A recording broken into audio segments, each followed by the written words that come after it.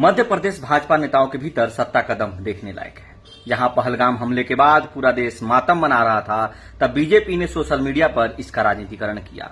जात नहीं धर्म पूछा जैसे नारे लगा रही थी। वहीं अब उनके राष्ट्र विरोधी और संवेदनशील नेता लगातार भारतीय सैन्य बलों के खिलाफ बयानबाजी कर रहे हैं। पहले एमपी सरकार के मंत्री विजय शाह और उप मुख्यमंत्री जगदीश देवड़ा ने सेना के प्रति अपना असली चेहरा उजागर किया है।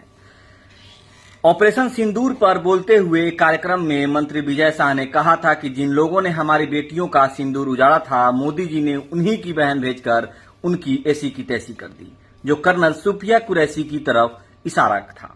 अब उप मुख्यमंत्री ने कहा है कि आज पूरा देश की सेना और हमारे सैनिक भी पीएम मोदी के चरणों में नतमस्तक है। कमाल की बात यह है कि अब तक राष्ट्रवादी पार्टी बीजेपी की तरफ से इन राष्ट्र विरोधी नेताओं के खिलाफ कोई कार्रवाई नहीं की गई है। साथ ही ना ही उनका मंत्री पद उनसे छीना गया है। अब सवाल ये है कि क्या वोट बैंक के चक्कर में बीजेपी राष्ट्रहित को दांव पर लगा रही है? क्या दिन भर विपक्षी नेताओं पर राष्ट्रद्रोही का आरोप लगाने वाली भारतीय जनता पार्टी क्या अब वोट बैंक के चक्कर में अपने राष्ट्रहित को दांव पे लगा रही है? सवाल ये होता है कि अब तक बीजेपी ने अपने इन दोनों नेताओं के खिलाफ कार्रवाई नहीं की। शर्म की बात तो ये है कि ऐसे राष्ट्र विरोधी और सेना को लेकर के ऐसी बयान देने के बाद भी बीजेपी ने अपने मंत्री के ऊपर कोई एफआईआर नहीं कराई। वो तो शुक्र हो हाईकोर्ट का, जिसने इस बीच में आते हुए और यह आदेश दिया कि मंत्री विजय शाह के खिलाफ एफआईआर दर्ज की जाए।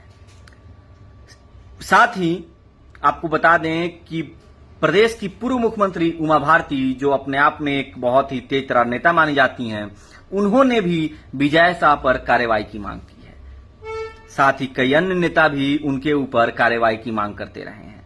अब देखना यह है कि बीजेपी कब तक अपने इन दोनों मंत्रियों को मंत्री पद से बर्खास्त करती है या फिर कारण बताओ नोटिस इन्हें भेजती है, जो अब तक नहीं भेजा गया है।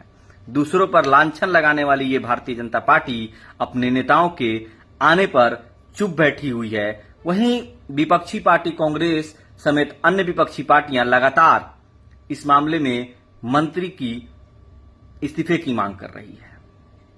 अब देखना है कि कब तक देश के विरोध में, देश के सेना के विरोध में बात करने वाले इन नेताओं पर बीजेपी कार्रवाई करती है।